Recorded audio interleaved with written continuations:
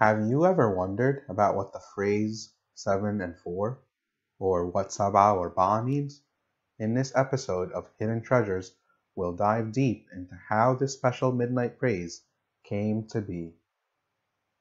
The Coptic Church inherited the tradition of praising with psalms from the Jewish worship in the synagogue. The psalms were the basis of the vigils of the early church, and later on the church added more prayers from other books in the Bible, as well as from the saints who authored some of the hymns that we use today.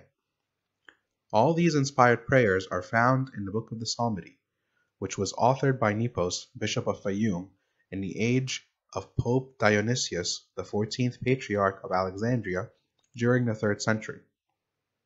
Each day has its own Theotokeia.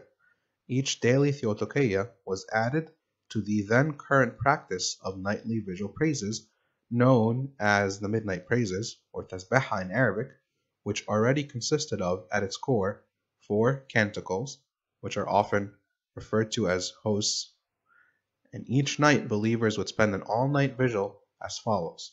They would start with the evening offering of incense, followed by prayers from the Book of Hours, or Ekbeya, followed by the Midnight Praises, which included at minimum its 4 hostes, or canticles, and a day's Theotokeia. More on this later.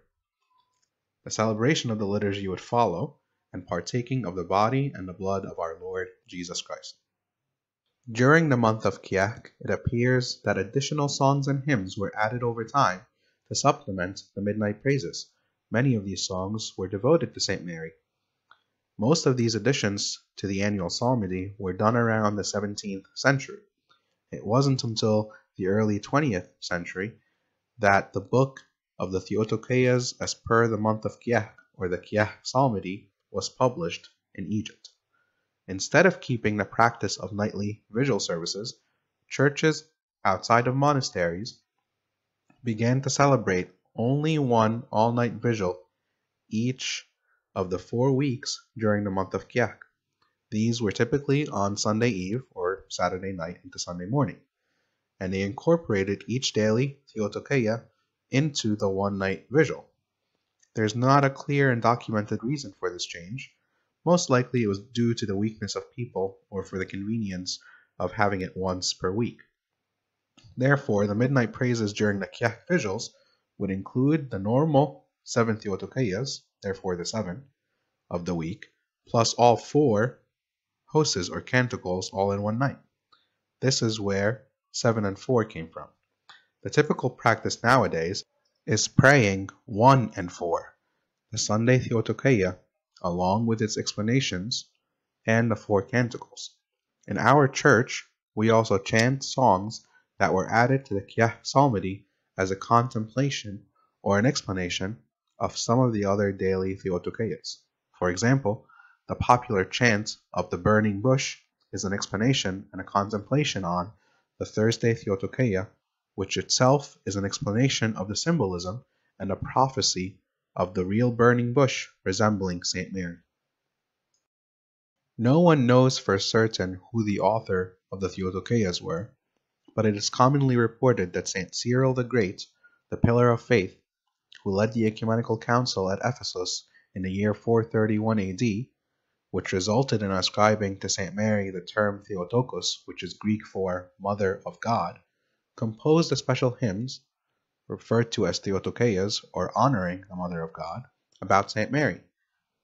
It was to teach the people the theological basis for the honor attributed to her.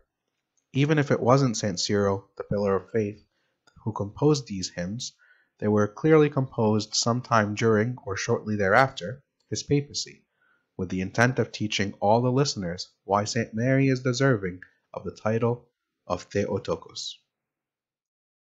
The Theotokeias contain many explanations of the virginal and divine incarnation of our Lord Jesus Christ from the ever-virgin and holy Theotokos, St. Mary, from the Old and from the New Testament.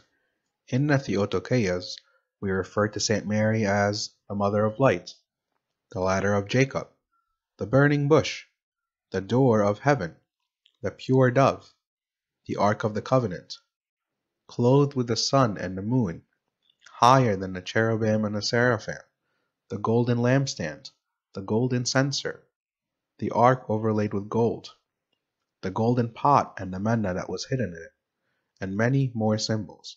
All of these symbols, from the Old and from the New Testament, are resemblances that explain the Orthodox dogma and the faith of the mystery of redemption, how God became man in order to save us. For more details on the explanations of some of these symbols of St. Mary, refer to the text underneath this video. In the next episode of Hidden Treasures, we'll take a look at the four canticles. Join us!